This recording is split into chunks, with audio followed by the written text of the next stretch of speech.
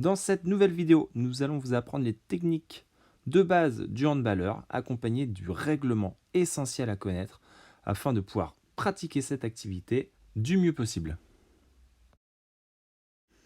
Voici ce que va pouvoir faire le porteur du ballon. Lors de la réception de la balle, le joueur a alors le droit de réaliser 3 pas. 1, 2, 3. À ce moment-là, soit il tire, soit il passe, soit il dribble.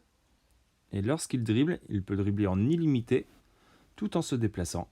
Une fois le dribble stoppé, il lui reste à nouveau 3 pas pour pouvoir soit tirer, soit passer son ballon à un partenaire. Petite astuce, si vous recevez la balle en l'air, le premier appui que vous posez vaut 0. Il vous reste ensuite 1, 2, 3 pas pour pouvoir vous décider. Au-delà de 3 pas, l'arbitre siffle marcher et rend la balle à l'adversaire. Une nouvelle faute connue du handball est la reprise de dribble. Lorsque vous vous mettez à dribbler, il est interdit, après avoir stoppé, de reprendre votre dribble. Si vous le faites, l'arbitre siffle faute, reprise de dribble et rend la balle à l'adversaire. De même, il vous est interdit de dribbler à 2 mains. De la même manière, l'arbitre siffle faute et vous signale reprise de dribble, balle à l'adversaire. Nouvelle règle très importante, la zone. La zone est ici représentée en rouge, sous cette forme de demi-cercle délimitée par une ligne blanche. Elle sépare le but du reste du terrain. Seul le gardien a le droit de se situer dans la zone. Les défenseurs et les attaquants n'ont pas le droit d'y entrer. Seule entorse à la règle lors d'un tir en extension. Si vous prenez votre impulsion avant la zone et que vous vous débarrassez du ballon en l'air, vous avez le droit de retomber dans la zone. Ici, le tir est valide. Dans ce cas de figure, le joueur mord la ligne, il est donc en zone. L'arbitre siffle zone, balle au gardien. Ici, pareillement, le tireur tire alors qu'il est retombé dans la zone.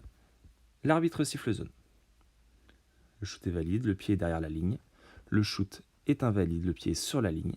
Et ici, il mord la ligne, il y a également zone. Voici maintenant les 3 formes de tir. Le tir en appui, je suis bien équilibré sur mes 2 appuis et je tire les appuis au sol. Le tir dans la foulée, c'est-à-dire dans la course, je vais tirer au cours de mon déplacement. Et enfin, le plus important, le tir en extension. Dans ma course, j'impulse sur une jambe et je tire lorsque je suis en l'air.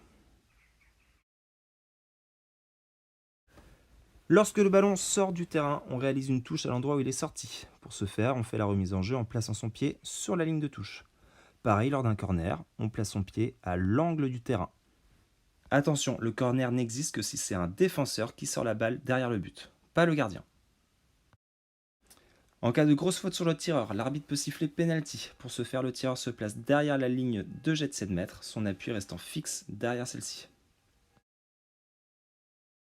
Il va maintenant falloir maîtriser l'art de la passe. Pour ce faire, placez votre appui opposé à votre bras porteur du ballon, devant vous. L'autre jambe sert à vous équilibrer légèrement sur le côté. Vous êtes de profil, le bras est loin derrière vous, vous faites la passe en rotation. Le bras libre sert à viser la personne à qui vous allez donner le ballon. Pour réceptionner le ballon, rien de plus simple, formez un cercle avec vos index et vos pouces devant vous. Le ballon arrive et vos mains vont épouser la forme de la balle. Voilà pour l'essentiel des règles du handball. Ça fait beaucoup de choses, n'hésitez surtout pas à regarder une nouvelle fois cette vidéo pour vous imprégner pleinement de ce règlement parfois un peu complexe. Une fois que vous aurez travaillé les passes, travaillé le dribble et que vous connaîtrez ces règles, tout ceci va s'automatiser et vous allez progresser très rapidement.